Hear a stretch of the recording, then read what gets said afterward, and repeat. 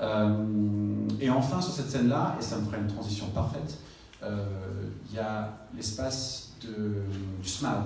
Donc, le SMAV qui est le troisième partenaire un peu plus silencieux de cette aventure, qui donc s'occupe depuis toujours, enfin je crois que c'est depuis 2008, c'est exactement à l'époque où c'était sur la Grande Place. Donc c'est 60 agents qui s'occupent de travailler sur tout ce qui est nettoyage, mais pas que ça. Et donc ici, ils ont un espace où en fait on vient, on joue et on gagne sans doute des goodies via des matériaux recyclés. Et ça m'emmène à ma transition parfaite, si on peut aller sur la résurrection et révélation des déchets. Je vais essayer d'être rapide. L'idée, c'est que le Med Square se passe donc dans un site UNESCO. C'est rare, c'est notre force. On s'est toujours efforcé d'être propre le plus possible.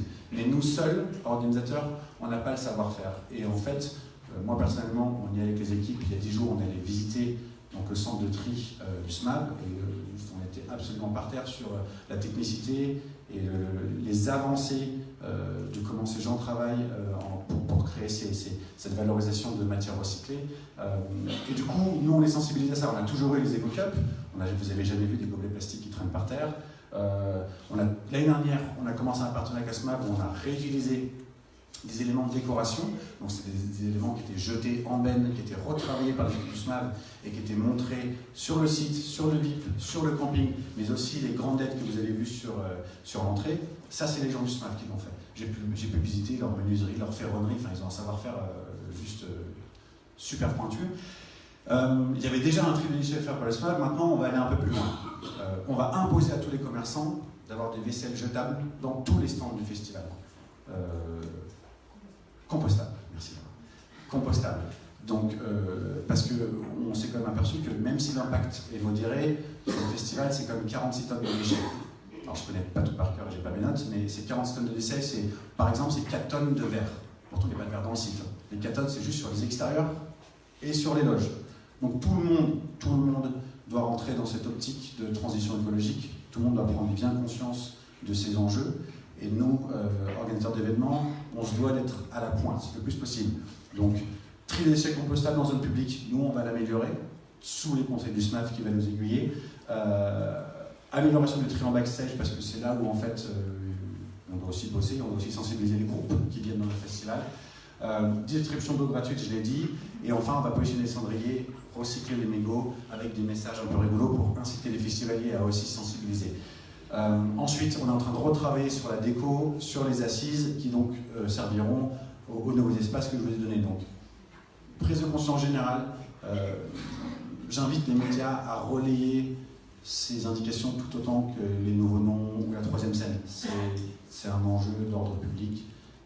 On doit se battre tous ensemble, se tenir la main pour être meilleurs là-dessus. Et nous, on sait le nombre de déchets qu'on génère, on doit mieux les traiter, pour que les matières soient beaucoup plus recyclées. J'ai pu voir les graphismes de tonnes de déchets qui sont soit incinérés, soit enfouis. Ça fait juste super peur. Ouais. Donc tu peux voilà. Donc, on avait une discussion juste avant avec Pascal et Ahmed. Donc vous savez qu'on a signé un contrat de transition écologique. Et donc on a proposé à Armel en fait, de rejoindre finalement la grande équipe du contrat écologique. C'est vrai que tous les efforts qui sont faits pour le recyclage et pour le respect du site, des lieux, en fait, nous permet de pouvoir avancer dans cette direction-là. Donc, j'espère qu'on aura capacité à le signer juste au début.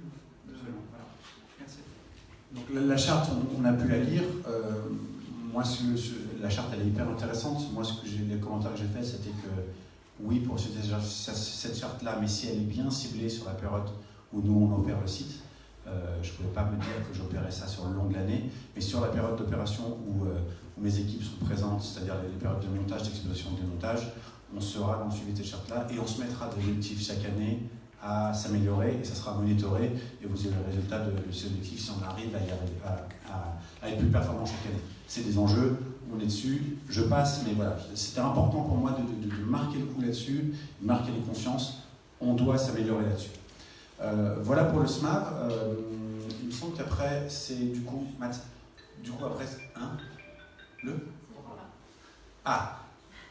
voilà. Donc là, on va passer sur les nouveaux noms. donc il y a